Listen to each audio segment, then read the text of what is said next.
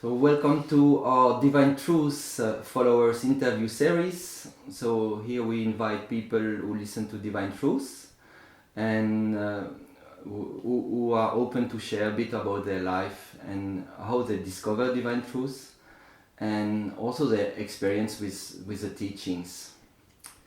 So today we have a guest, David Walsh. Welcome. Thank you for accepting our invitation. You're welcome. Yeah, that's lovely. We are very excited to have you because you are a bit of a special guest in the sense that you are not only a Divine Truth followers, but you are also a teacher. Even maybe you have not taught a lot yet. Not yet, no. But you embody this teaching into your soul. So your life is a teaching, and we'll explain a bit more why I say that. But it's a bit different than the normal Divine Truth followers, and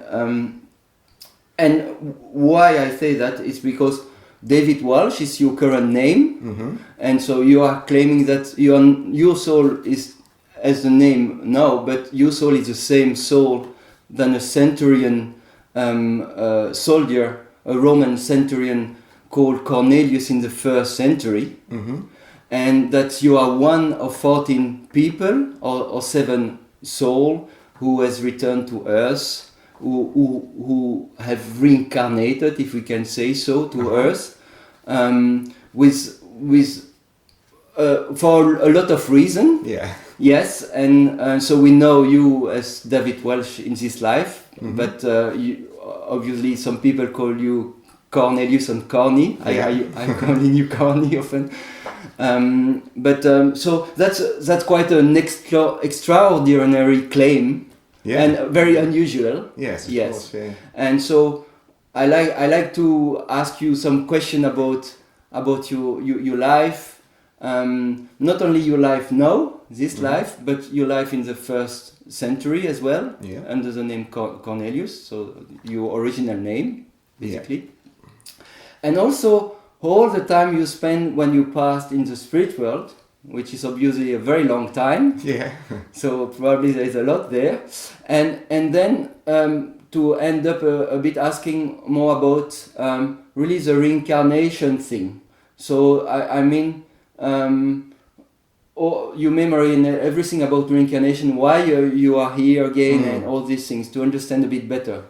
So my objective is that people can understand a bit better what it is about, what is your life, and it's a bit complicated, at least intellectually, that we can a bit grasp, because it is for me as well. So yeah. Okay. So we have organized this interview or question in these 4 topics. So really your life now, your life in the 1st century, then your life in the spirit world, and then the reincarnation questions. Okay. All right for you? Yeah. So just before we start, I'd like to tell the viewers that there might be some words or vocabulary that is that they don't understand, or that is new.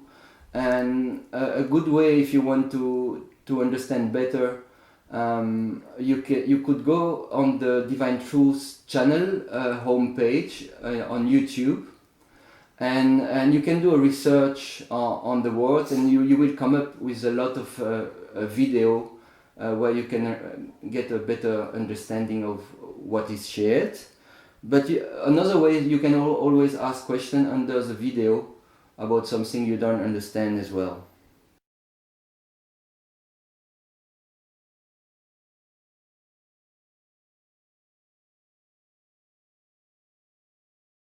So your current life now, David Walsh. Yeah. Yeah.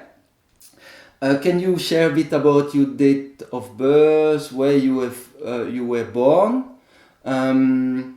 what is your place of living also right now, and what is your profession? Yeah, I'll try and put it into a nutshell really quick. Born 25th of August in 1969. That was in Melbourne, which is in Victoria, in Australia, state of Victoria. Just trying to think what else you asked there. So you just grew up professions, there. Yeah, I grew up there pretty much till I was about in the same house, same parents, same family, like no one split up or anything, so it's pretty stable, I suppose, if you want to call it that. Same schools, never changed schools from primary school, high school, that was it, and then started doing the profession as carpenter, did an apprenticeship doing that, and then moved around a little bit in those years. Wanted to go and find new experiences in building as well. I went around Australia a few times, checked things out, and didn't know where I wanted to live, but ended up in Western Australia for a little while. Okay. And I really liked it over there. It's a different experience work-wise, and then came back to Victoria when I was about 25 or something like that. And then came with a girlfriend. We both lived there for about 5 years and went back to Western Australia, northern Western Australia, for a different experience again. Mm-hmm. And then we split up and I went to Europe and checked things out over there. Then where to go to for next? Went back to Western Australia again, then up to Queensland where I am now. You have been moving quite a lot. Yeah, around a bit. Yeah. Adventurer. Yeah. Kind of adventurer. Yeah, just like to see things and have new experiences, I guess, and it's been really good doing all that. It broadens your understanding of things, I guess. Yeah. And so, is your place of living right now? In Queensland, Wilkesdale, Queensland. South-eastern Queensland, okay, which is the northern eastern state of Victoria. Okay. Australia. Australia. Yeah. You are still a carpenter. That's your profession. Yeah, I've always loved building ever since a kid. Okay. Yeah. Lovely. What was your childhood family environment like? Pretty much. Everybody says this, I suppose. I don't know. It's just pretty normal, but it's yeah, mum and dad, they were always together, as in they never split up or anything like that, which a lot of families seem to these days. That was both of them there the whole time. Remember them as kids, like, you remember seeing love in their relationship, you sort of, I think that slowly sort of wears away a little bit in some time. They've become used to each other. Had a brother and sister, older brother, 11 months older, younger sister, a year and a bit younger, so we were pretty jammed in quite quickly. We all got along pretty good. My brother and my sister didn't get along as much. I think they just, now I can see that, they're just reflecting mum and dad's emotions that they weren't feeling. Like mum and dad, I never saw them fight. There was never fighting, so, but there's always feelings there, so my brother was acting out on my sister, really. Yeah, I was the middle child. Yeah, it's pretty much just your typical stock standard family, I guess. Yeah, with their own issues and everything. What was your relationship with your parents? How did that go? Yeah, probably felt more closer to dad in some way, just a little bit more, because mum was a little bit more emotionally sort of shut down, I suppose, or quiet, reserved, which is what I'm like now these days, unfortunately. And I was never really family oriented though. I was never really one that wanted to hang around families and stuff like that. Like my brother's more like that, and my sister's a bit more like that. But my brother used to call me the black sheep of the family that didn't really seem to belong to the family. But I liked them all and everything. Didn't need to hang around, and I liked to be with my friends, I guess. And Can you share a little bit more about your life chronologically? In time, like. How did that go at school? What kind of kid at school and this year's at school you were? Yeah, I was terrified at school. From day one, didn't want to go, like crying my eyes out, and then I slowly sort of got used to it, I suppose, being around other kids and stuff, and just had friends. I always had friends at school. I was always afraid. Primary school was quite good because it's like people were nicer until like the later years of primary school where friends were starting to fight with each other, and I got real disillusioned about it and didn't understand why people were starting to be nasty to each other, and ended up running away from school and from home. I just got really upset about life, as in just felt like there was no love. Felt like it wasn't so much at home, it was just like at school and friends and people. I thought, why is everything changing to violence, sort of feels like. Didn't like it and ran away and eventually went home. Were you a very sensitive child? Yeah. I think most kids are at some stage until they shut it down. But just always afraid of getting into a fight. Like that was even like through high school. I was terrified of getting into it because I found high school a bit more rough, a bit more like less rules in some way, a bit more aggression.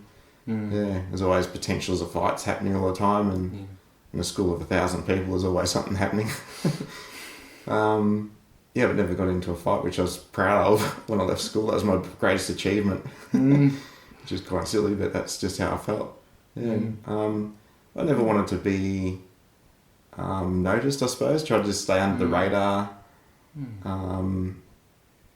Even if I was good at something, I'd just downplay it as well. Like I was good at athletics and stuff, and I'd just try, and when we go to school meets, I'd try and just slow down when I was winning races and stuff like that. 100 metre sprint, I'd just slow down so I could get at least a ribbon. Oh, really? Yeah, I didn't want to have to go and progress to the next one, which is a state champions, and thought I don't want to go and do that. Just want to stay quiet. I can run, who cares? I know I can do it. And like pictures, had a picture in a National Art Gallery that I drew of myself, and when I got that back, I just ripped it up because I didn't like it and didn't want to be, just didn't want to be noticed, I suppose. Just want to stay quiet and not draw attention. It's always been that way. Did you think it was your character? I guess so, yeah. You don't really think about it then. Just do what you're feeling, I suppose, and react to it. Yeah. Okay. Yeah. Okay. So you went out of high school, you went to study directly after school? You mean during school? What happened, after primary school, you have secondary school? Yeah, and then you went into study carpentry directly, or how does that happen? I knew what I wanted to do, so and I thought there's no point in me sticking around after year 11 because it's just more academics after that and getting certificates and all sorts of stuff that people want to get into uni. I thought I don't want to go there in college and stuff, so I just got an apprenticeship in building. And how was this year's? Oh, it was 1 year. How many years is apprenticeship? 4 years. 4 years? Yeah, it's carpentry and joinery, so it sort of like does 2 trades at once. Oh, okay. Yeah. So how was it this year, so where you were studying your carpentry? How was it for you these 4 years? Oh, it was quite good, yeah, I enjoyed it. Yeah. You enjoyed it? Yeah, I really enjoyed it, because I suppose that's what I was passionate about, so if I was doing it for real now, it was good. I love the learning though too, just learning new things, and it was really good going to trade school. You have to go and do some schooling part of it, then back to work, schooling, back to work. It was good going to the schooling part because you learn what other people were doing too, because you're not just learning, they're learning from other people that got different skills, but just doing the same job. So it was a great all-round experience, yeah. And the environment was a good environment to learn? I was actually lucky where I was working. It was hard to get an apprenticeship back then, so I think it was wasn't economically good. It was a tough time, so I was actually lucky to get an apprenticeship, but when I did, it's in a big building in Melbourne, in the city, and it was a weird sort of, it was a paper place that does newspapers. What do you do carpentry there? And it was just a lot of maintenance carpentry, and I didn't really enjoy that as much as I wanted to go and build houses. So that's why I left eventually. But it was a good starting point though too, because it was a really encouraging environment. A lot of the people there were quite supportive and encouraging of you, rather than, I was a bit afraid to go into the building industry because it's it felt very mean, or like didn't feel like there was any rules to violence there. I was always worried about violence. Yeah, and just felt, so the place I went to was a quite nice place, and which gave me a lot of confidence to keep going, sort of thing, with things. And yeah, awesome. That was an awesome time. It feels like, yeah. Well, you talk a little bit about you were never a family person. How was it about your family? Did you build up a family? Do you have children? Do you have a wife? Do you have a... No, I had girlfriends pretty much from 15 onwards till I think last 8 years ago, pretty much. It's constant relationships, usually long-term relationships too. Oh, okay. From 2 years to 7 years sort of thing. Somewhere in that range they mostly averaged out at. Yeah. You never desired to marry, to get married? I just never found anybody I had a heart feeling for that I want to spend the rest of my life with, let alone have a child with too. Yeah, so I wouldn't have a child with someone and didn't feel I could share our love with that child and grow in that way. Yeah, you had always this feeling, like even if a woman, one of your girlfriend wants to have a child or marry, you had always this feeling like there must be love first. Oh yes, of course. Yeah. It's just never. There wasn't one strong enough, and obviously because none of them was my soulmate. I do have a child though from first century. Oh yes. Yeah. We'll come on that. Yeah, often I don't think about that, but of just a lot of times emotional things will come up, and I can feel her, and it feels wrong to not acknowledge her. Yeah. Yeah. Yeah, we'll come back on when we talk. Yeah. Then I didn't know about that. That's really interesting. So are there you love your profession of carpenter and Yeah, I think are there things that you don't like about your profession, your main passion? Probably the culture in the building industry is about the only thing I think. Yeah, it's a pity it's such a male-dominated sort of industry that men trying to be what they think men are and doing just, I don't know, silly things and treating each other not very nice and stuff like that. And yeah, which is a pity because it goes from generation to generation. It's a little bit better these days because of health and safety. They don't do as many dangerous things to each other. But yeah, the culture's still there, which is not good sort of thing. And it also excludes women a lot by that culture being around as well. Oh yeah. Oh yeah. And there's lots of women who I'd sure enjoy carpentry as well too. How do you deal with that then? If you don't enjoy so much the culture there, how do you deal with that when you just don't be involved in it really? Yeah. Just don't partake in it or just don't encourage it and yeah. Okay. Any idea about your other passions and desires beside carpentry? Yeah, there's passion for healing. Yeah. I've always been quite curious about it. When I was investigating just before I found out about my identity, I was looking at that sort of stuff and looking at different healing modalities, and I just, after looking and searching and trying out and experiencing them, I just thought, I'd come to the conclusion that there's what I'm looking for just isn't on Earth at the moment. So, and I think that's true.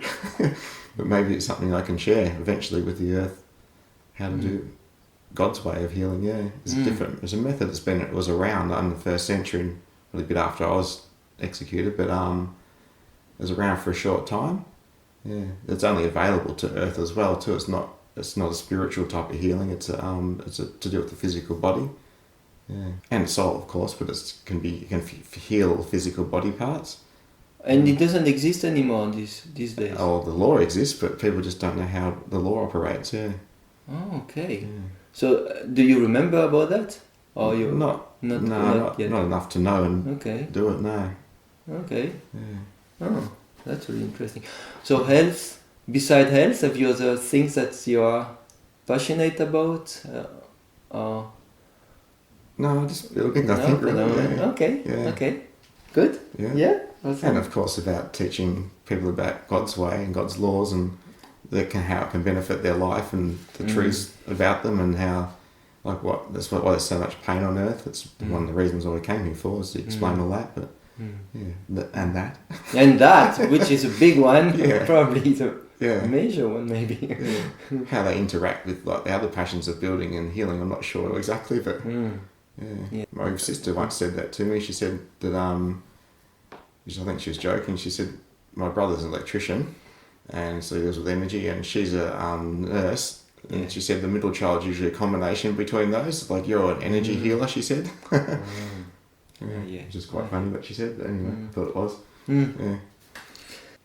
Do you consider yourself to be religious or to be spiritual? Or? I didn't have a clue what the two of those things were when I was still about late 20s, and then I realised, the lady told me, because she asked me, are you spiritual? And I said, oh yeah, I'm Catholic. And she goes, no, I mean, not religious, it's just spiritual. And then I realised, oh yeah, there's a difference between the two. And no to religious. I'm not religious, even though I was brought up as a Catholic sort of environment, but I didn't really follow it much and didn't really get it and had no real interest in it. But spiritual, I'd say yes, yeah. Spiritual is part of what God created. Religion isn't. How do you define spiritual? Understanding is that's probably the deeper side of yourself. The more emotional side.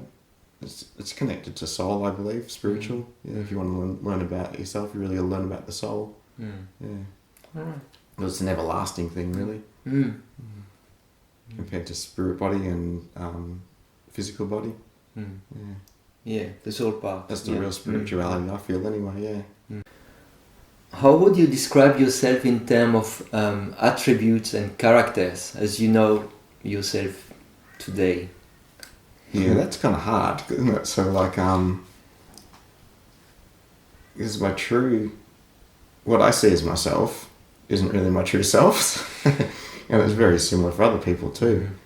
But my soul qualities are quite different than what I display as David Walsh. There's a lot more, most of the David Walsh stuff is fear driven, which I still think is like, which you call yourself, wouldn't you? Who you are, you think you are. Until you know your soul, the way God created you, it's hard to sort of state really what you are, I guess, in some way. Yeah. No, I'm persistent. I'm not fastidious, but thorough. I don't know, it's hard to sort of say. It's like there's other feelings I have that I almost say, but they're not how I am now. So yeah, so I don't really state them either. Yeah, I'll have to give you an answer on that in the future a bit more. Yes, yeah, yes, I more understand connected that. with myself. Yeah. Well, this whole idea of you being actually a soul that lived in the first century, that's just wow. I kind of intellectually feel, why not? I know you a little bit, and I see quite unusual level of kindness, softness, kindness, morality, ethics, attention to detail and things that I don't usually see in other people. And I've met a few of the 14, and there is this kindness that touched me. And if I had to compare, it's only a kind of God's feeling of kindness, of softness, like. And so, well, I would feel, well, maybe it's right what you say. But what about other people? When you tell other people about, well, I'm Cornelius, about how do people react? How does it happen? But I don't usually tell other people.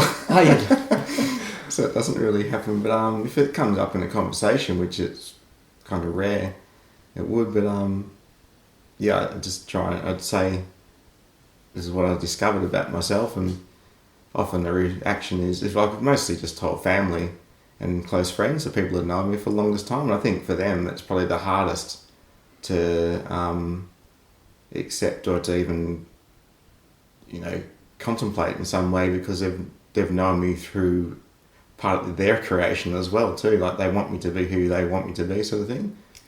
So it makes them not have to question anything as well. And so they're quite resistive to the idea of it. But probably one close friend, I suppose, is the only person that's really, he doesn't really get it, he says, but I sort of like the way you are, and so I don't really understand everything you say, but I still like the way you are, and he still wants to have a friendship with me as well, so which is good. Other people haven't wanted to after that, and yeah. Just one friend? Yeah, just one friend. They're from my life as David Walsh growing up and stuff like that, yeah. What about your other friends from school? No, I didn't, because I left, this all just grew apart, I suppose. A lot of times when you are at school, a lot of your friends are really just acquaintances, and how well do we really know each other most of the time? It's a question, isn't it? And and lives go in different directions, and just not really, there's only that guy, my friend, I met him when I was probably, I don't know, 10 or something like that, 10 years of age, so we've been friends for a long time. We never went to the same school or anything, but Okay. So you kind of didn't keep childhood friends, like I do. I have plenty of childhood friends. Yeah. You kind of not have. You took your direction, and so I think and they took their direction as well. We just sort of lost contact, and so obviously wasn't a whole lot holding the friendship together. Okay. Yeah. So so it's kind of more comfortable if you have a lot of friends, and then you discover like you are Cornelius, and I don't know. No, it's just as difficult, I think, because it's difficult for me too to understand a fair bit too. So, I struggle with it. So it's often I have a lot of fear about it too. So it's probably when you say about conversations, it's probably a lot of feelings coming from me. It's like internally coming from me saying, don't ask me, don't ask me, don't ask me. And I probably feel a lot of resistance to ask anyway, so I think that's more the truth of pretty much how it goes. So yes. Have you seen that constant, or have you seen an evolution in this feeling of I don't want to share who I am? Is that like same these last years, or? No, it's much the same. I think it's until it's just fear driven, the whole lot of it.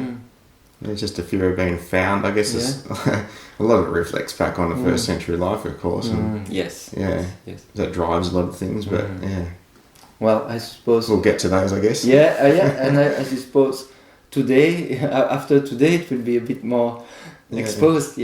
That's what I find about a lot of all of the 14 are pretty much like that. They don't want any to be noticed, don't want any public attention. They just want to live a quiet life and That's why I feel it's such a gift that you taking the step. Thanks really, for asking. It's like a bit of a challenge to come and speak about it. How was it with your family when you started to have like memories? Or how was it with your family? Do they know who you are really? Yeah. And how well, I've told them, but they know they accept too. So, how did it happen? They kind of judge you, or they kind of say, "Oh, he's crazy," or how did it happen with your family? I think they like to go down the avenue he's crazy, but they know I'm quite logical, and I've never done anything rash and that sort of stuff before. So that one's a bit hard for them to put on, except that one. So I think they're quite confused. I don't know why I'm saying it and stuff like that. And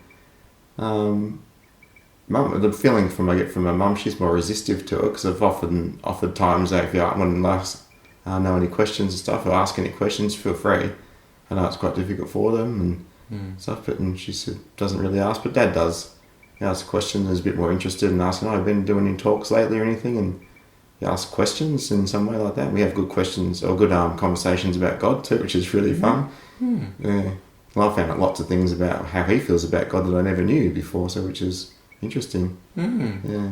What about your siblings? My brother sat down with him and his wife and told him about it, and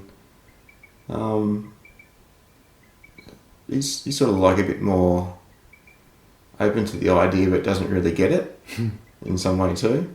Yeah, it was interesting too, because they've got children, and when they're sitting there talking to them, usually if they don't want to, the parents don't want to know, the kids come up and distract them and try to pull them away. They want to get out of the conversation, but the kids weren't like that. They just went off and played by themselves. So my sister told her, but she's sort of like doesn't really understand it, but she keeps asking sort of questions in a sly sort of way. So she has still some interest as well. I think she just there's not much an interest in what I'm saying as in my identity, but there's interest in what I feel. She has an interest in, Okay. As in what I'm saying, my identity. I don't think that's challenging for her to even accept that, but she still listens to, wants to ask questions about stuff, and if she's feeling troubled, sometimes she rings up and stuff. Yeah. Okay. Yeah. So you would describe your relationship with your childhood family as a honest, respectful relationship, like not fully. I don't think any family's fully like that, but no. Respectful, no. Respectful, yeah. That I suppose respectful. They respect my will, I respect theirs, sort of thing. It always has been like that for. That's what we learnt or grew up with, I guess. Yeah. Yeah. All right. Yeah, you have not been overexposing all the stuff. See how it goes when you become more of a public. You can usually feel from from mum and dad that know and stuff like that. If there's bringing up any conversation like that, you can feel the resistance that they don't want to talk about it, so don't oppose their will or don't talk about it. Yes. Okay. Do you sometimes feel very alone and hopeless to ever be believed and understood? I don't know about others, but for myself, feel alone in myself. for me accepting. I suppose it's difficult. I don't know if that's ever going to happen, sort of thing. It feels like.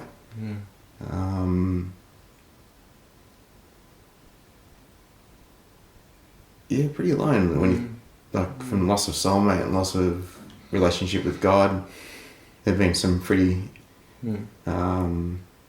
intense love relationships for the last 2,000 years. So there's a lot of loss in there, which I've been resisting for a long, long time, but it's starting to come up more recently. You're realising there's just so much sadness in me. I've generated a whole life trying to avoid that and worked out different methods that have been pretty effective, it felt like, until more recently. And I can't ignore that much longer. So it's just because it's just causing so much pain inside of me, and it causes pain for others as well, like my reaction and fear and trying to resist people and resist love from others as well. They're very loving towards me, and so it needs just it's coming to a head really. Also, you have there are probably two people who knows who you really are on the planet. Would you say that a statement of truth? Yeah, Jesus and Mary. Jesus and Mary. They're my true character and nature. Yeah. Also, they might not remember completely, but I think they do. They do more than you. Yeah, I remember when I think it was at the 2014 assistance group, and I decided to let a bit more of my real character come out. They say that's the real Corny. What? How was it? I don't remember. Yes, when you did the talk, you presented just a little bit more my spontaneous, what they call a flamboyant nature. That's my real nature. Yes. I feel that quite often, like this stirring up of, like a building up of the nature wanting to come out, but I stop it. Yes.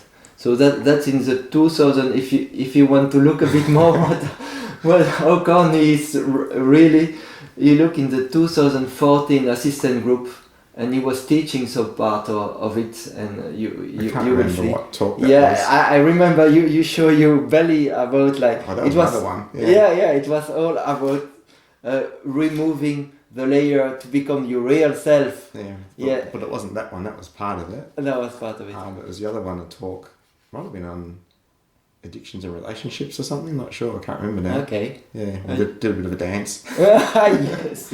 So because I wonder what my true style of teaching God's way is really, too. Like what my real character, how my real character would teach it. Because every one of the 14 has a different character. Yes. So every soul has different characters. So interesting to see how each one.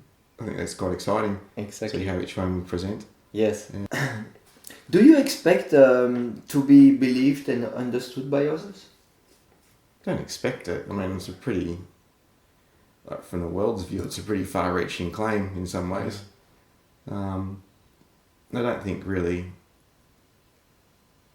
people will accept like who you are until you be who you are, as in it's a soul-based thing, acceptance, or even like it's a soul-to-soul interaction people have, and so they can feel if you're genuine in what you say and what you claim and the way you act and the way you are, how you treat people. So it's more, they'll understand that way, but just mentally they won't know. They might say, oh yes, and then as soon as something comes up, I realise, oh, I hate you. Why did you say that to me? When it wasn't something unloving, it's just something they feel defensive about, which most of us do. I do still. When truth gets exposed and you don't like the feeling of it, because you've got your safety built around what you've created or what you think is safe, and then someone tells you the truth about yourself and it feels like it's all been attacked and getting broken down and get all defensive, and then if you're honest about it, you end up feeling like, oh yeah, they're right. So like it's just a feeling based thing really, I think.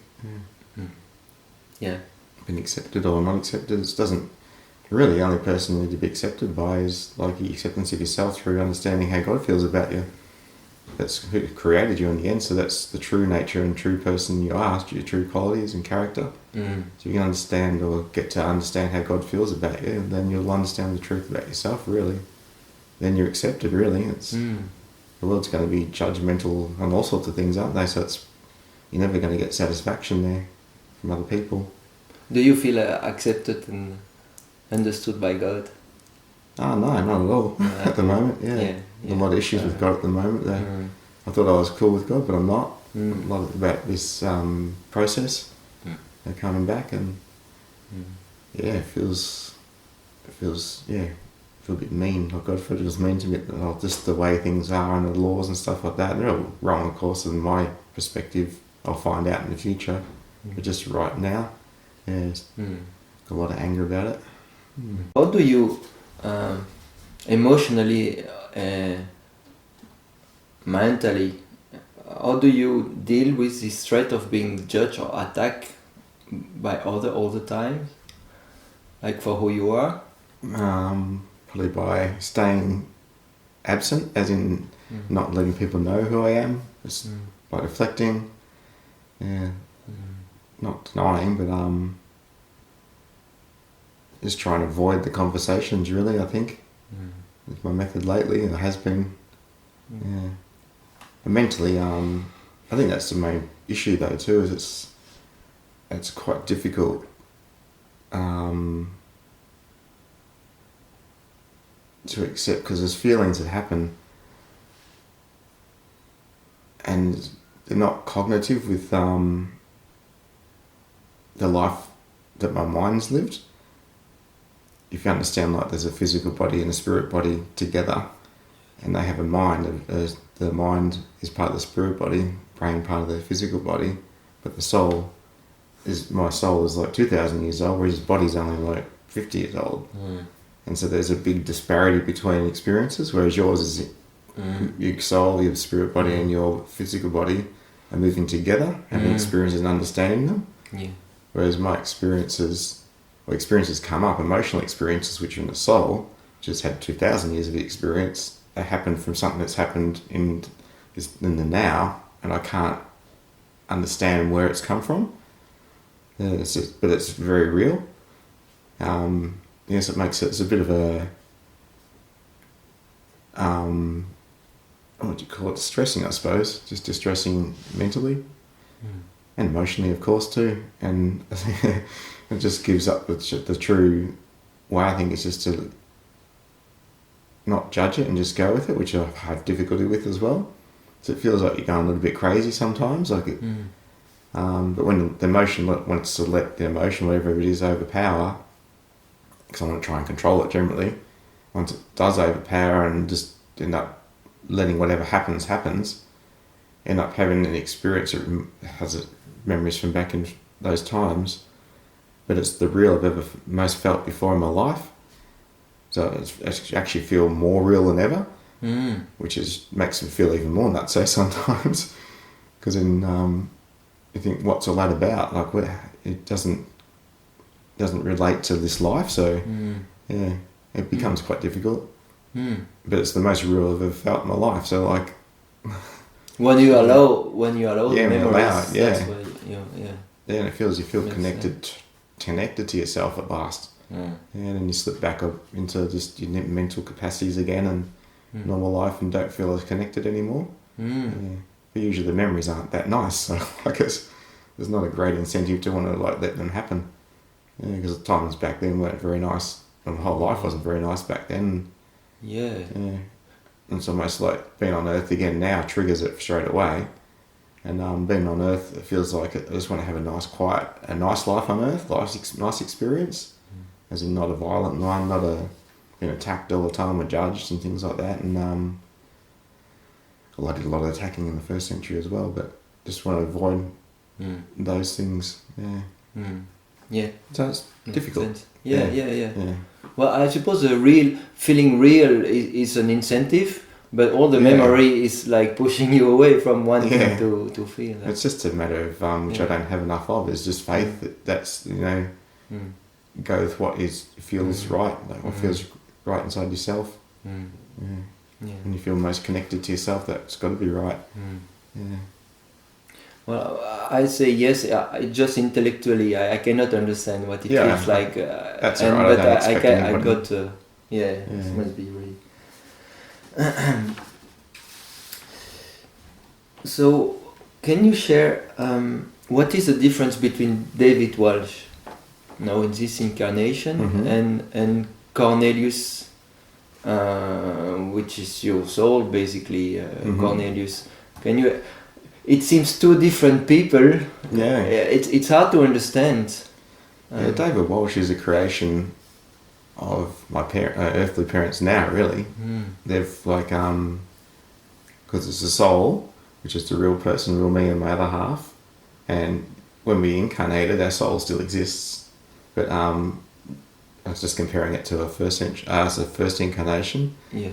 When we get, let's do it from when you were born, so you know who you are from your experiences. Yes. Like your experiences have happened from when you were born. Like you're a soul, you got two soul halves.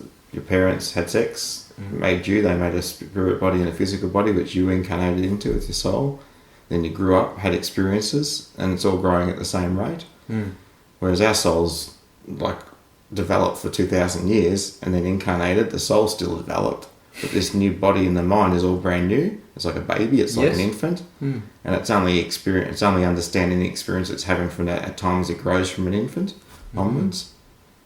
And that's David Walsh, that creation. But the soul, the real person, because those two things will die. And the physical body, spirit body, eventually there'll be no longer a need for them.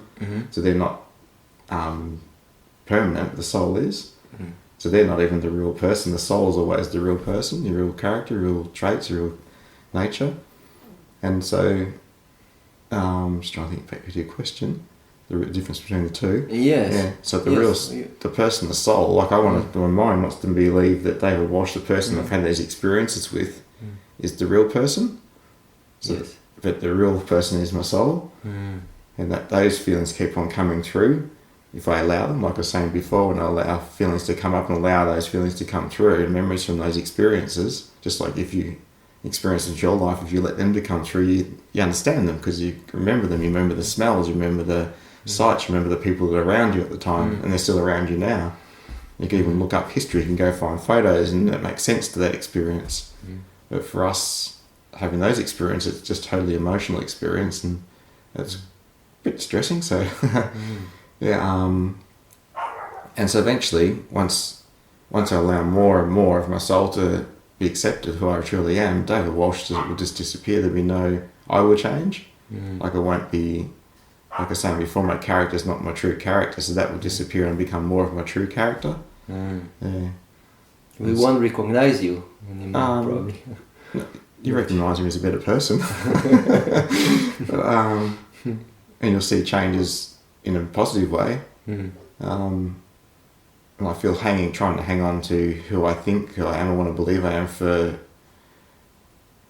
reasons of trying to avoid emotional experiences from my soul, makes me a worse person. At the moment, it's retrogrades who I am, really. And I don't want to do that either, so like it's sort of stuck between a rock and a hard place. Either you don't do it or you do it, you become a better person or you don't. So, but your soul does not retrograde. no. No. Well, I don't know. Yeah, it's hard. It feels like it to me because it feels like I am retrograding, but the soul in its pristine state won't. No. But it's like an amalgamation. It's trying to amalgamate one into the other, so it becomes one again. Because at the moment it's quite separate. Yes. Like our spirit body and our physical body are quite separate from our soul. Yours are growing together. But yours is a process of learning who you are. Like ours is a process of just remembering who we are. All right. How God created us. We know how God's created us because we've advanced that far into the spirit world to when the two halves become one again, it becomes one soul. Okay. Yeah, yours is like two halves of a soul still, so you're still trying to learn who you are. Partly then you start discovering who is another half of you too, and trying to discover them too. So that in your spirit body you have only the memory of this life as David Walsh from your childhood. What's the mind? Yeah, attached to the spirit body. Yeah. And all your other memories are in your soul. Yeah, they're feeling ones really. Memories, soul memories. It's memories from this life, of course, but because a lot of times things happen, and I'm trying to discover a feeling happens. I don't know why or what, and so I'm trying to just look at it intellectually, trying to understand where it might have come from, and I don't find it doesn't make any sense in this life where things have happened, and trying to give an example maybe. I used to have feelings. I was really angry about people that would rape other people. I was just really like kind of bandwagon, just wrong and stuff like that. And even past girlfriends, I think I attracted lots of girlfriends, not lots, but a few girlfriends that had been raped prior to I had a relationship with them, and I was just really angry, and especially when I was younger, like in the teens and stuff, I'd actually wanted to go and find the people that did it, and don't know what I was going to do when that happened. I remember actually one time I was going to find, there's a guy who's quite a bit older than the girl's ex-boyfriend was that raped her in her first experience, and I was thinking he might be at one of these parties I was going to. I remember just taking my mouth guard for football because I just thought he's going to beat the crap. I wanted to approach him about it, and I thought if we get into a fight, I'm just going to go for it, and then I just wanted to keep my teeth. The silly prospect, but yeah, he wasn't there, which is probably a good thing for me. But did that make sense? It's so much different from the child who didn't want to fight at all costs. Yeah, that was too. But I understood later on when I found out about my identity that was that's what I'd done a lot in the first century though too. How much I hated rapists and hated that action and stuff like that, and what I'd done, and yeah, and I understood about the fighting too, like about why I was so afraid to be in fights and everything too. There's lots of things like that though. Things I didn't really understand what the feeling is there for, and it's so strong, but it didn't seem to have happened in my life now. Like these feelings have been abused as well. I remember even ringing up my parents and asking them, have I ever been abused? You know, any incidents that might have happened? Because I can remember all of my childhood, like from quite young. So a lot of times when abuse happens, you block out that part of your life, and so that didn't make sense to me either. Like, why do I have these feelings, but I can't remember anything in this life that's happened to me? I didn't know about any other existence. Yeah. But as I found out about the other existence, that's where a lot of that's happened. So, yeah. It's hard to understand for us, like who are not reincarnated being, how your soul can be in a pristine soul condition of love, really no injuries, and you reincarnated and you can have all these injuries from this lifetime. It's hard to understand how these two things can be together at the same time. It's like my mind is just welcome to our world. Yeah. Yeah, it's based on memories though too. Like it's had experiences, 2,000 years worth of experiences, and I only want to believe I've had like 50 years worth of experiences. Yeah, and so like in our life this time, we do things, and it brings up a memory of the experiences we've had in all those other times as well. And whether you accept them or don't accept them, that's a different thing. But when you accept them, a big emotion comes up generally, and you remember. You get all the pictures, you get all the feelings and everything that come with it. Before then you don't. We just have a feeling of something coming up, but don't know why, how it's related to me, like what's it coming up for. Yeah. So does it create a new trauma you have to feel through, like if a second time? Basically, you already felt about it before. This is one of those things I'm a bit pissed with God about at the moment. It's not like something you don't have to pay a penalty for remembering what's happened. It's just remembering what's happened. That's all. It's not like a new sin. Like remembering, because my life was full of bad things I did in the first century, but I don't have to pay a penalty for any of those. Just remembering that's what happened, what was going on and stuff. For me, it's just remembering your past. Yeah, there's no penalty to pay for it, but it feels like it's a penalty. It feels like because it feels like it's traumatic. It's like there's a lot of avoidance because of the trauma and re-experiencing that, and I still don't understand. In some way I get it, because like it helps people to, like what we come back for, it helps people to realise, to go through that process. You need to go through that process and feel, to experience it, to release the trauma. Yes. Yeah. So I can understand that when it's a new trauma, like for people. Same. Yeah. For us, it feels like we're just getting punished for it when you come back. So It's a bit of anger I got towards God about that still. Yeah. So it's not like Understand. a wonderful experience in that respect. A lot of people think they'd love to be one of those reincarnated people that don't know what they're thinking, but I have no idea. I have no idea. And it's hard to explain it fully though too. Yeah.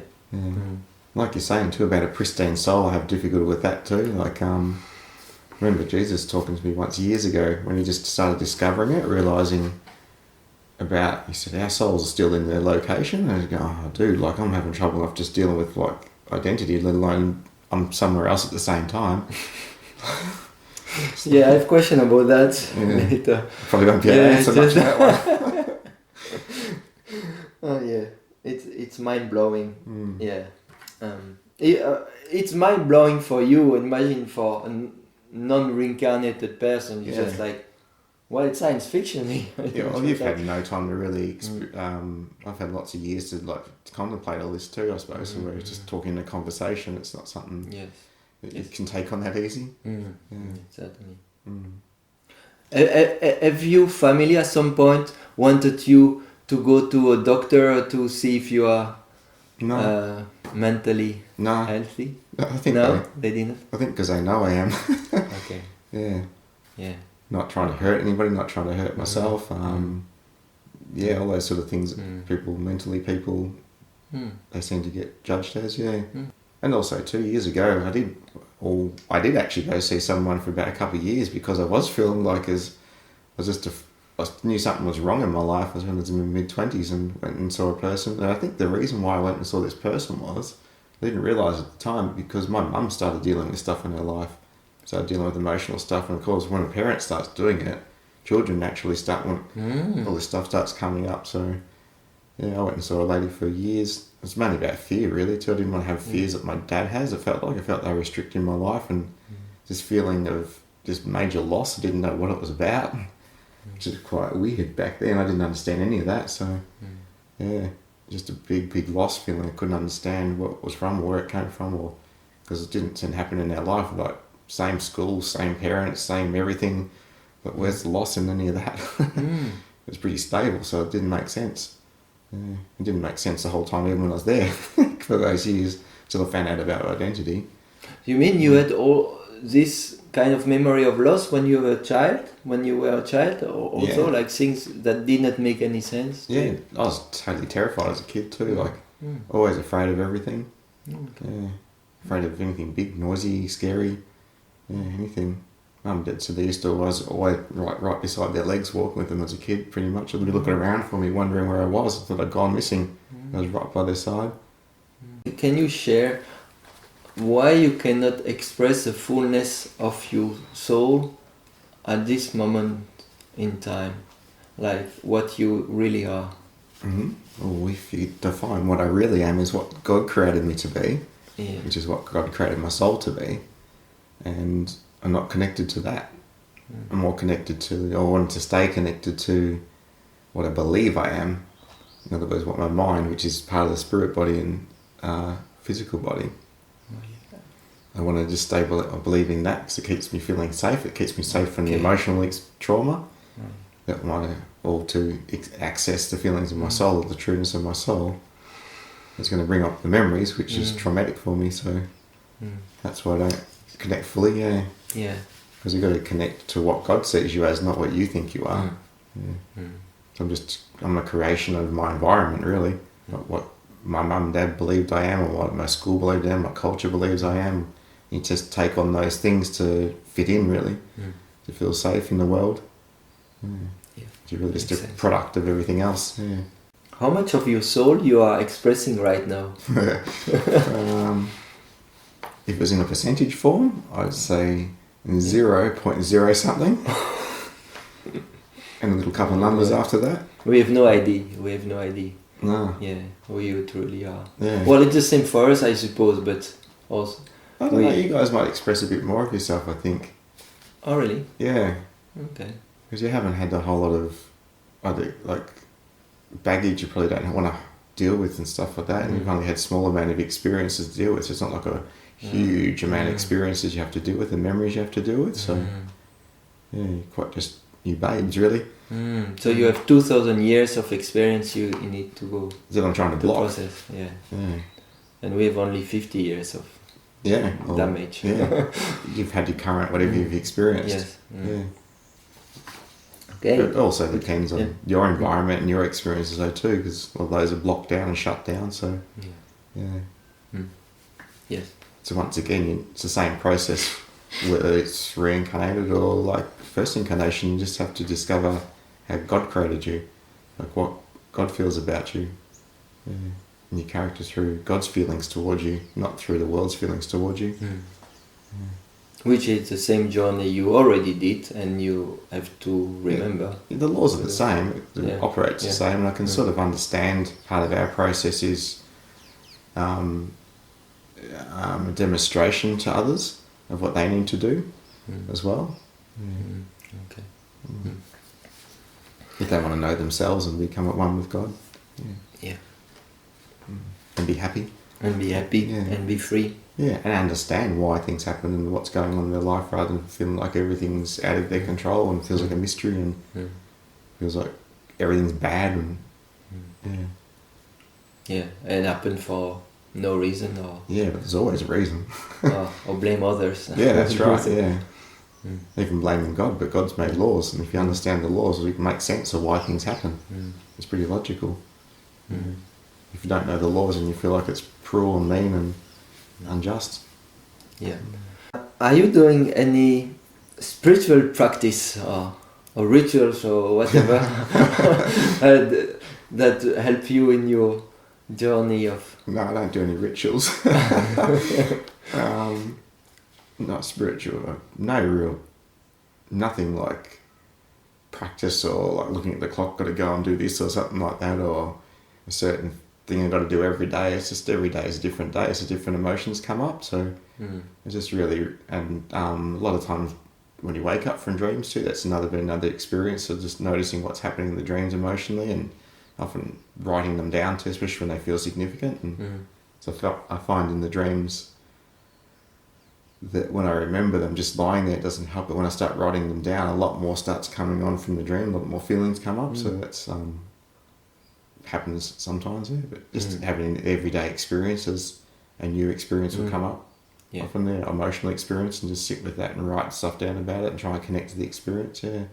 Often just trying to write down what I feel.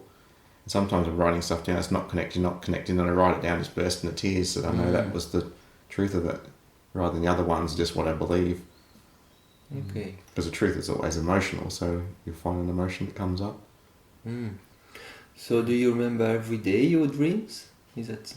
Yeah, a lot of times, Sometimes I remember during the day, I remember dreams from 10, 20 years ago. Sometimes I don't know why they just come up, And often to try and maybe something's happening at the moment that reminds you of something in that dream that I've got to remember. It's memories, it's just another form of memories. Would you recommend to write it down? All the time. Helps you connect. I find it helps me connect to it anyway, rather than just the mind, because your mind can be easily changed by the people or spirits as well. But when you start connecting with your body and your mind, is just another form of connection. It helps you connect more emotionally then. Are you satisfied about how much you have developed since you were returned? Of your spiritual development? Quick answer? No. No. Not at all. And can you explain how? Why? Why? Honouring fear more than faith. Like, just, not wanting to experience emotions that I find difficult to experience. That I mentally want to be in charge of, I suppose. Understand without just experiencing them and then understanding them. That prevents a lot of development, really. The same for a first incarnation person, though, too. And also developing in a relationship with God. God knows who I am, and I have trouble with accepting who I am. So God's going to tell me the truth. So to have a relationship with God, it's going to bring up all those things that feels like cause me trauma. So it's prevent a lot of it. and not happy about that. And what's the point? It feels like now, or what's the point of coming back and having all this trauma and not having any benefits to anybody or myself with it? Yeah. So you feel disappointed? So far, yeah. So far, yeah. Are you kind of hard on yourself? Like, yeah, I think I am most of the time, which doesn't help either. Yeah, Jesus once said to me, he said, you don't have to do this if you don't want to. Like, God's already rewarding you for coming back. And just wanting to try it and do it. So it's just an experiment and none of us know how it's going to go. It's never been done before, so we don't understand what's going to happen. Yeah. And of course, when you're in the 36th sphere, in a pristine state, there's no problem ever about anything. I'll give that a shot. Yeah, I want to help these people. Let's try this. You are caught in your experiment now, so maybe I had to take another choice. Things aren't as good as we thought. So far, it's just resistance to it that causes all that though. So Divine Truth teaching are mainly about developing this relationship, personal relationship with God. So your soul has already a relationship with God, but how would you describe your relationship with God now as David Walsh? Well, David Walsh doesn't have a relationship with God because that's just a spirit body and a physical body, which ends up dying anyway, just like a plant in some way. It returns back to its form that it came from. Okay. So it's the soul that has a relationship with God. Okay. Yeah. And well, the question was not to show that I didn't understand correctly, but it's how do you feel your relationship with God to be right now? Let's say. Not very good. In a personal way, I guess. I love God's laws and principles. I think they're fascinating. But when it comes down to me, personally, I'm angry about them, really. Yeah. I never thought I was. I thought I was cool with them and stuff like that, but I was just deceiving myself, really. Just trying to avoid a whole lot of things I don't want to feel about it. About this process, about this return, about the difficulty of it, and not being able to have the life it feels like I'd want to have. I've just been live quietly out with my soulmate somewhere and have a nice life with her, but it feels like it's going to be full of attention, full of all the things I'm scared of, just about, I suppose, and which are mainly not real things, are things from the first century. It feels like back on Earth again. It's a violent place, and feels like it's going to bring violence back to me again. I had enough of that in the first century, like a life full of it, so I don't want any more of it. So it's been a big avoidance of that, but it's just a fear, it's not the truth. But I think it's the truth. So it feels, as you are now, you don't have a relationship with God, while your soul has a perfect relationship with God. Yeah, it's amazing. It's my mind that's in control, really. It's like the mind's very powerful in whichever direction you'd like to take it. And it's the mind that's preventing the emotions from coming up. So it's the mind that prevents the emotions, which prevents the relationship with God in the end. Makes sense. Beliefs are the false that exist in the mind. From this incarnation. Wrapped up with memories from the first century life. Because it's sort of like when you come back to Earth, it's this place.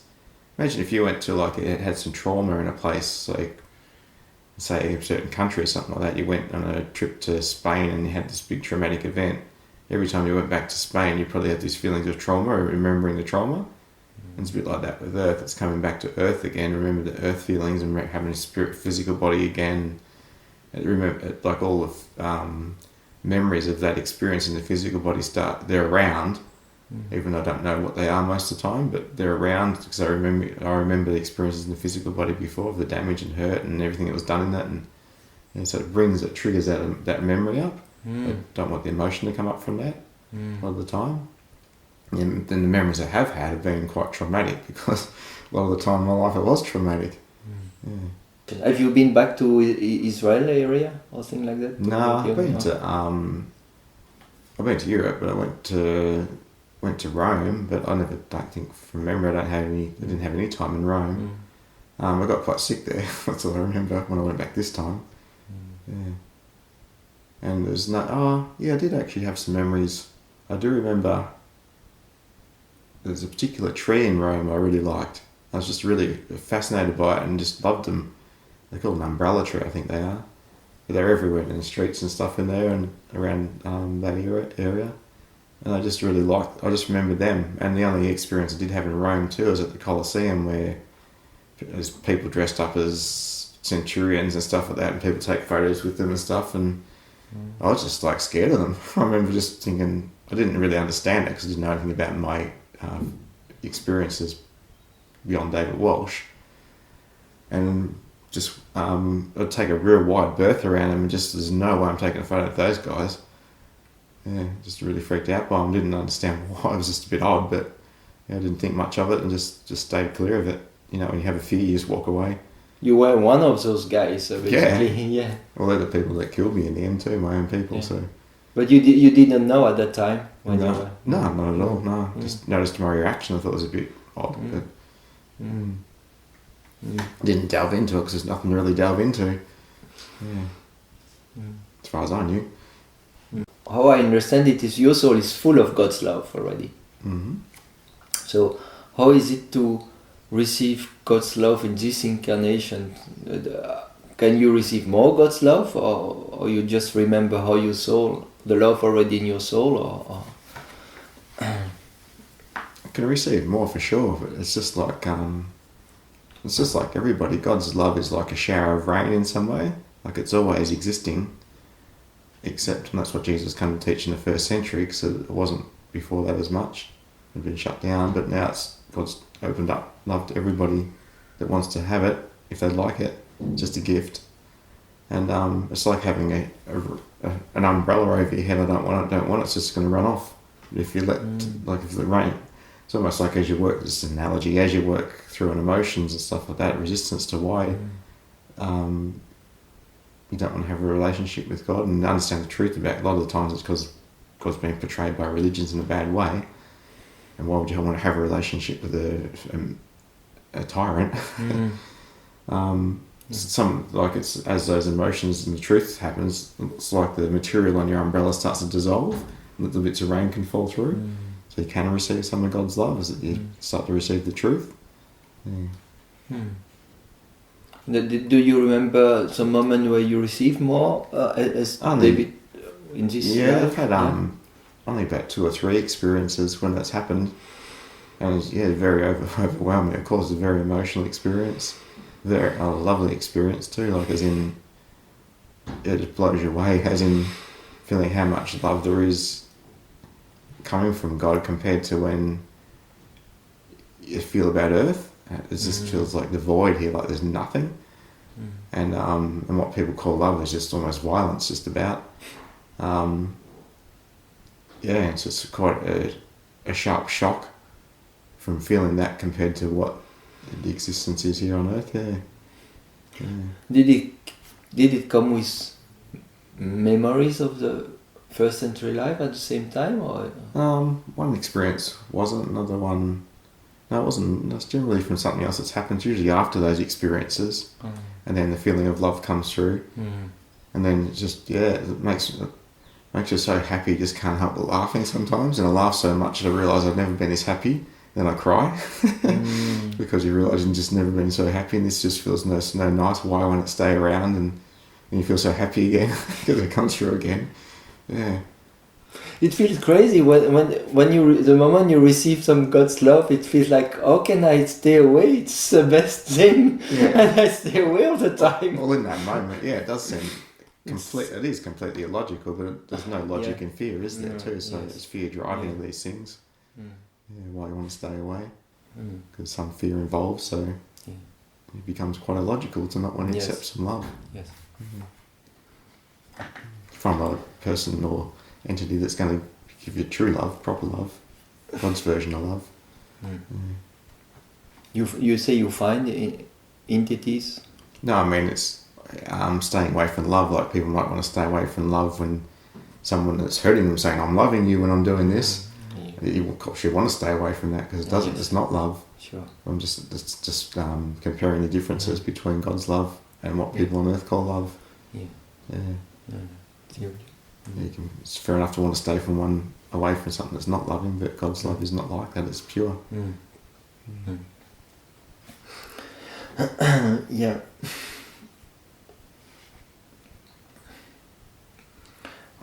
how important is your relationship with God now in your life now? Quasi, as in What does that mean? not very strong, sort of like Okay. here, there, sort of like Okay. fascinated and love God's laws in some way to other things, to pertaining to like things that aren't to do with my soul and how it's available, God's love for other people, but it just doesn't feel like it's available to me. It just feels like there's it feels like all I'm here to do is do a duty for God in some way. It feels like as in where's the joy in this role?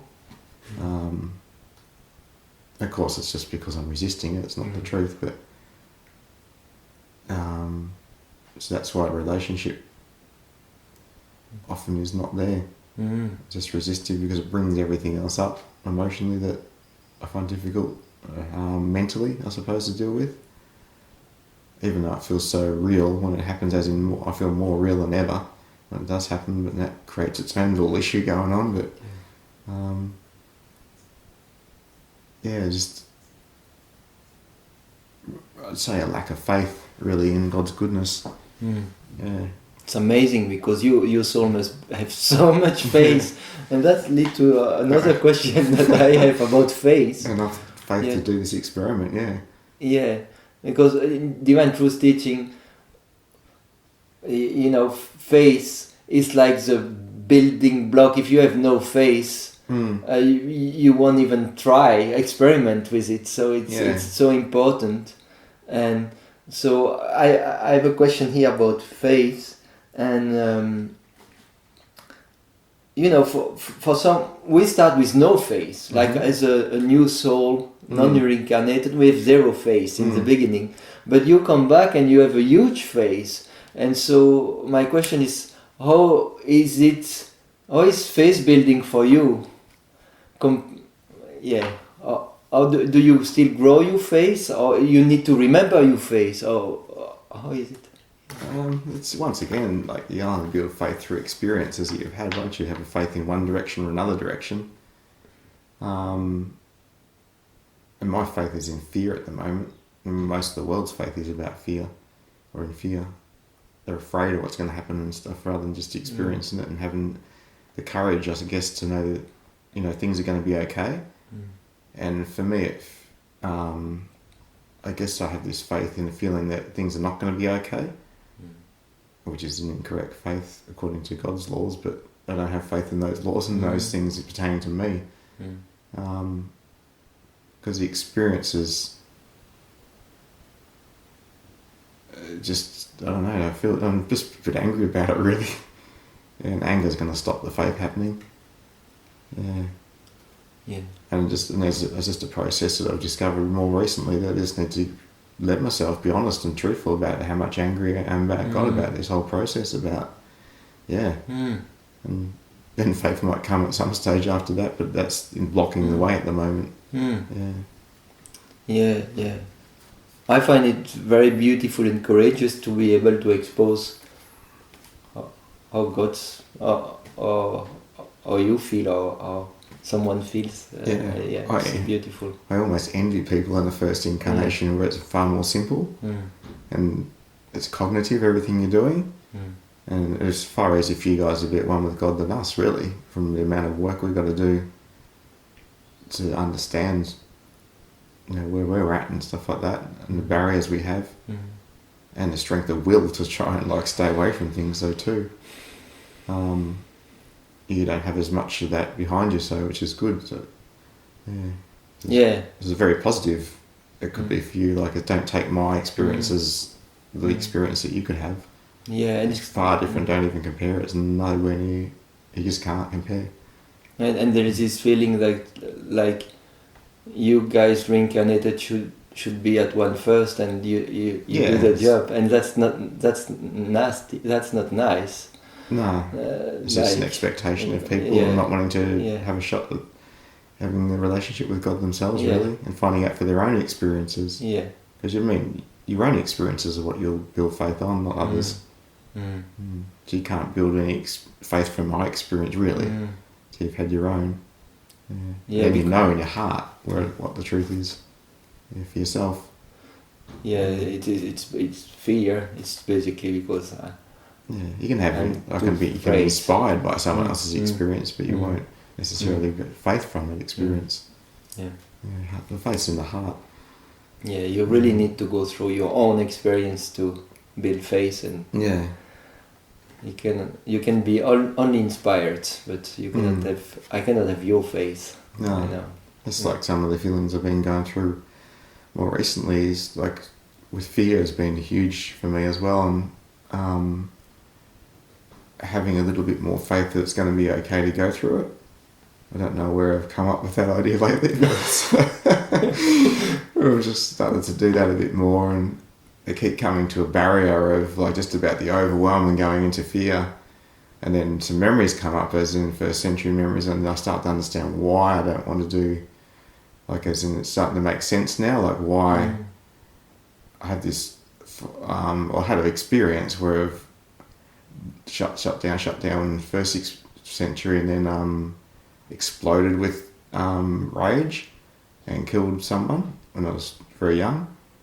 And it feels like that overwhelmed feeling is going to turn into rage and damage again, but it's not true. It's just what I remember from memories, and because I'm not that way, I'm not in that situation now, so everything's different.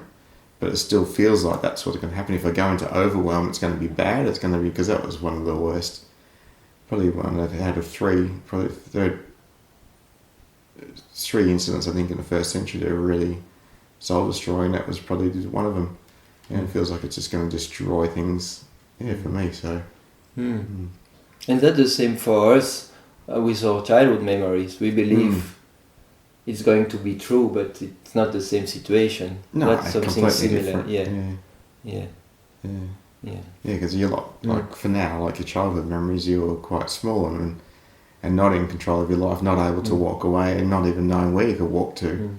But now you're an adult, you've got choices. You can make lots of choices, but back then you couldn't. So it's a lot safer for you to experience those feelings now. And the world is a lot safer now than it used to be. I don't know. You're not sure about that? In in the first century, it was pretty unsafe. I think it's just a little bit more adherence to law now, but back then there wasn't. The same sort of feelings are going around, same sort of things are happening in life and in politics, in religion. The same sort of things are going on everywhere. So people haven't changed in their heart. There hasn't been a heart change. So of course the actions are going to be the same. Just that there's a lot more law to prevent a lot of those things happening these days. Yes. All right. Yes, that makes sense. That's how the world feels a bit safer, but the heart of the people is not really. Well, if you took away all the police and stuff like that, that's how you really. That's what the world would really be like, really, wouldn't it? Okay. Yeah. And you feel like that it's not really safer today than it used to be. Yeah, all right. Not at all. Okay. If so, even worse, because there's more spirits also influencing people behind it. There's more mind-altering things like drugs and things going on, and alcohol. There's more options available to people these days. Oh yeah. That can get influenced a lot easier. There's more guns and stuff like before. There's only knives. These days, there's lots more things that could do a lot more damage a lot quicker. Nuclear bombs. It just takes one person to kill millions. Yeah. The potential's far worse now. That's part of the reason why we came back as well. So,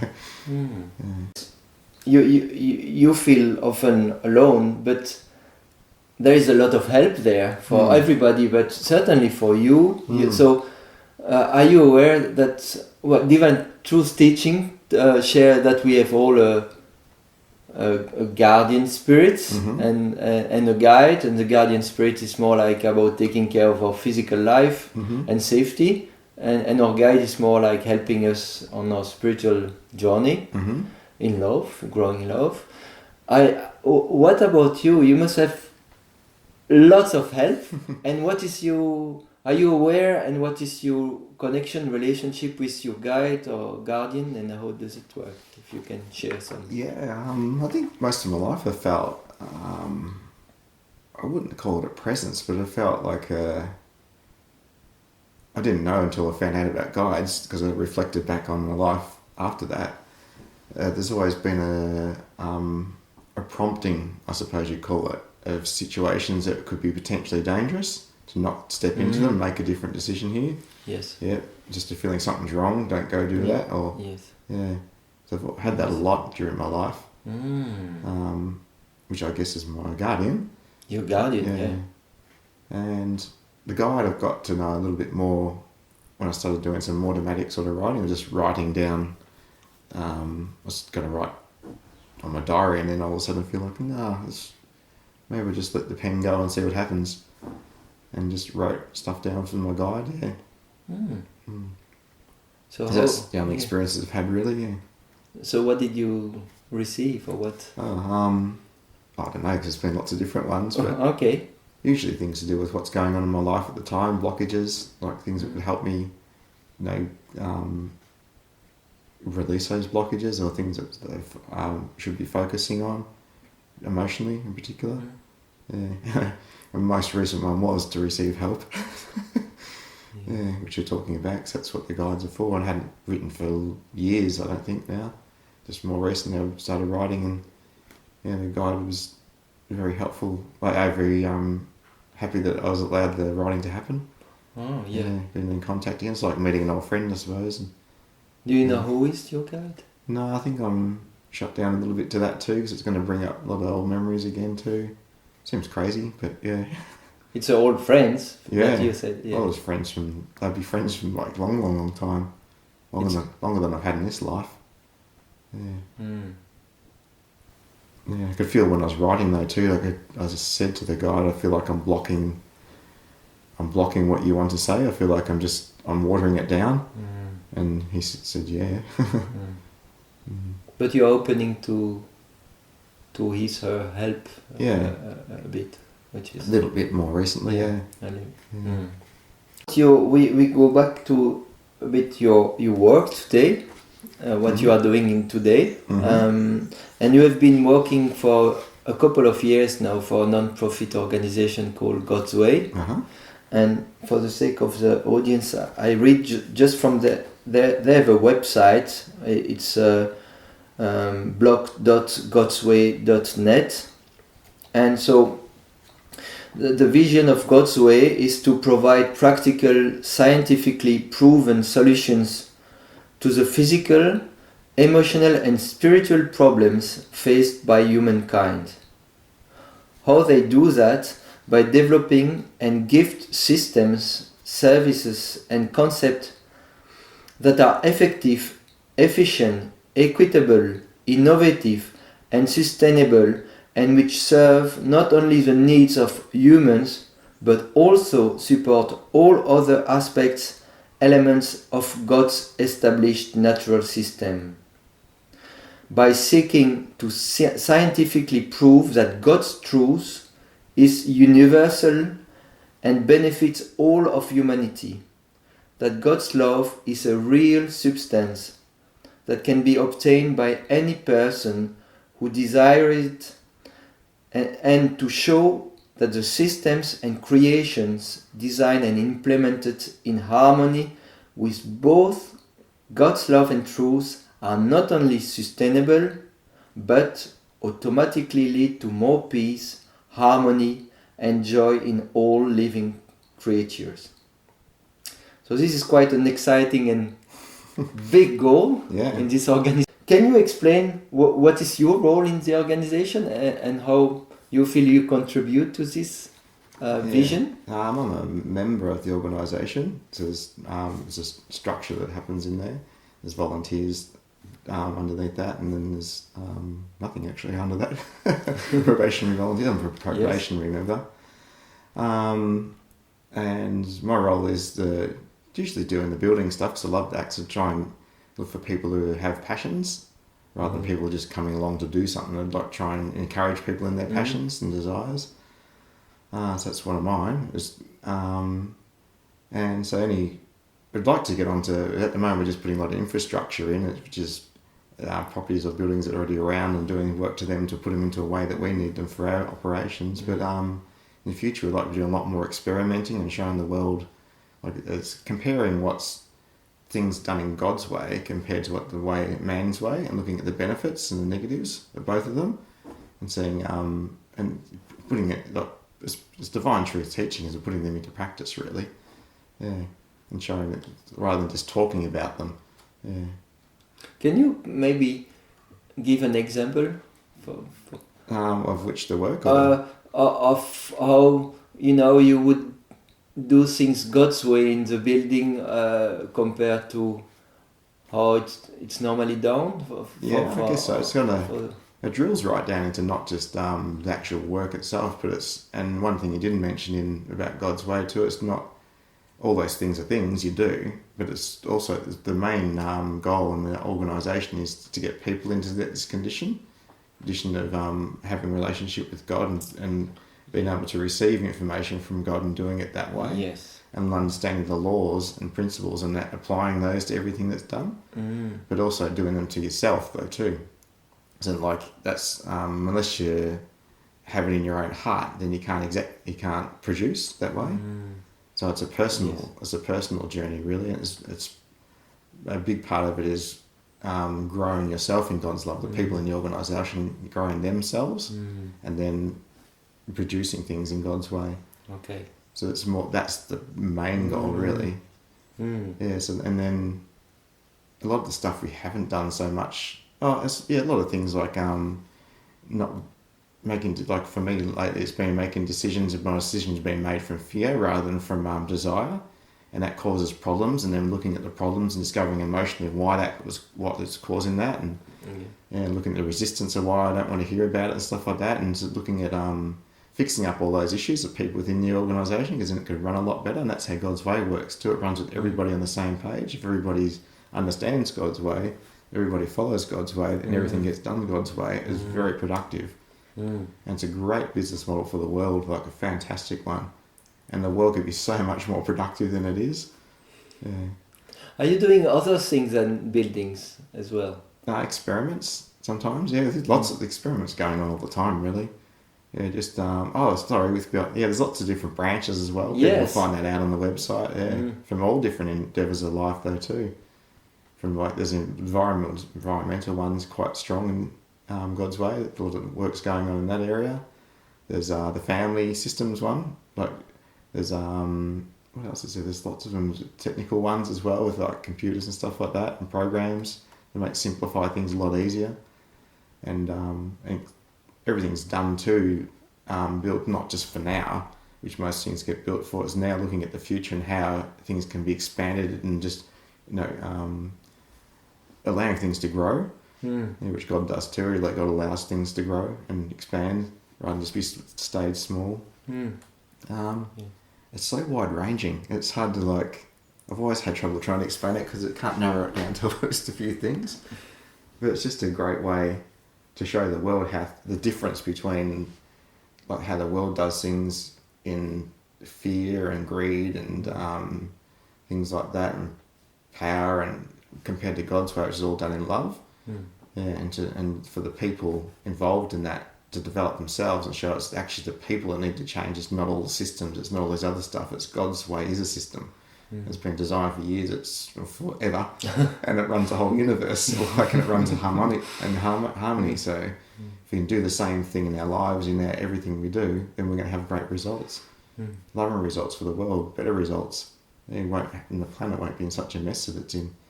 I understand that volunteers are not just doing one thing, but they learn to do a lot of different things, not just they work for different branches. Yeah. So beside construction, have you worked for other branches as well? Environmental. We try to get a bit of experience in all the branches, because a lot of people have interests in more than one area too.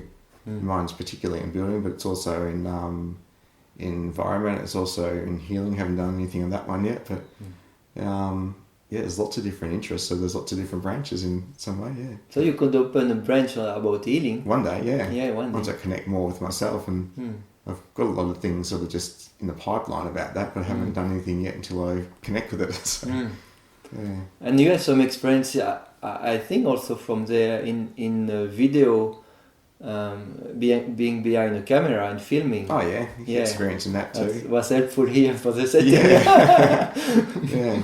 Yeah. There's lots of things to learn if you want to learn them. Yeah. People a lot of the time come along and want to learn, like as in come along and want to take from the organisation. They don't come along with their gifts. As in, like, I've got a gift of something I've been doing for all my life and I love it, and so I want to give it to the organisation. I was more passionate about doing that than going out and earning money, just doing it on my own, as in typical life. Most people just want to go and earn money, but I wanted to use this gift to better more than just one person. Like when you go and do a building job, it often benefits the person who's paying you or their client sort of thing. That's just one person generally. I want this to benefit the whole world in some way, so I want to give that gift and benefit the world rather than benefiting a small amount of people. So how do you make a living then? You volunteer, so you're not on a pay base. You're a full-time volunteer. You work not for money, for free.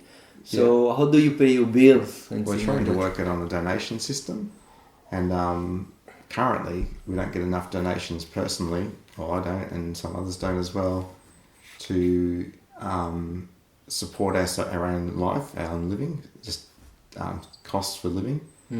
And so currently the directors are actually paying the volunteers a subsidy that work full time, just to cover their living costs from their own pocket. Which is an amazing gift in itself, isn't it? So, and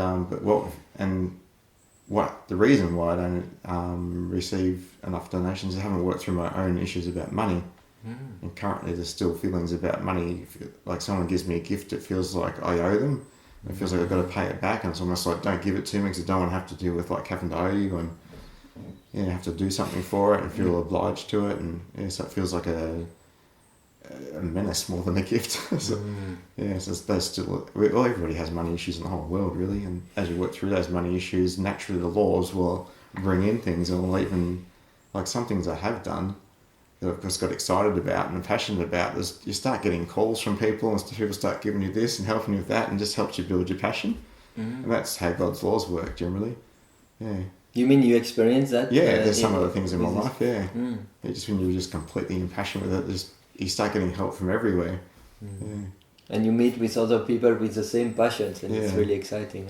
But as we work through the money issues too, like in the future, what we would like to do is, like, as we earn enough donations, then we can actually help other people come in and work full-time volunteers. So then everybody, it's almost like working down, as everybody works through their issues, they can now support another lot of people.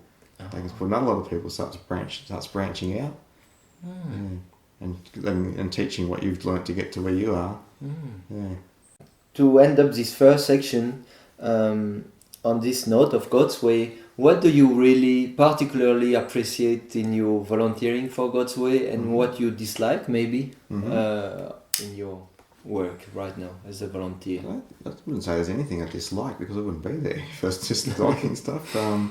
It's challenging. It's like it challenges you emotionally. There's lots of things come up I don't like inside myself that do come up, and it's difficult. It's not like easy. It's not like a cruisy sort of thing. You just roll up and go do work, like go home like people mostly do. Usually go home with lots of issues going on. But at work, it's difficult if you don't work through them. I know that much. If you're resistant, it's very difficult, and you probably won't be there for very long because it's just not God's way. But I think the benefit of it, what I do like, is that people around you love you, even if you don't feel it sometimes when things come up that's hard. But they're trying to help you be a better person. And how often is that helping in a business? It's usually people trying to keep you down where you are. There's not often people trying to help you with all your issues in your life to be happier. So how can that, it's a great thing. But it is difficult. I'm not going to give any lies. It's really difficult. It's kind of designed to challenge it is, people. Well, it challenges all the issues you have that are out of harmony with love. So, and generally we want to hold on to those, as we think that's who we are, or they provide some false safety that we think we have, and the organisation doesn't do it that way, and God doesn't do it that way. It's just doing things in line with how God treats us. Wants to look after us and wants us to be happy. trying to remove all the things that make us unhappy. Yeah. It helps the organisation run smoother with less people, ironically. Well, it's not that ironic, but when there's more people coming there that just want to take from the organisation and don't want to give or become really resistive, it makes things harder trying to supervise them and stuff like that. You have to keep an eye on them, because you know they're not going to do the right thing. And whereas when they're not there and there's people, everybody on the same page wants to do the right thing, then things go really smooth. It's a real work in progress for everybody, especially for me. And it is difficult if you choose to be resistive. It's very difficult. And most people are resistive. Yeah. I have been a lot too, and I'm learning a lot from it though too, and how it harms others and hurts others and makes it difficult for others. How long have you been working there now? Since not long after they started, 2 years, maybe a bit more. All right. We're looking forward to getting onto projects that actually we can create stuff. Where at the moment we're just kind of like fixing up other people's errors from stuff we've got. Which is looking so much forward to just doing something creative. The most fun is coming. It's up front.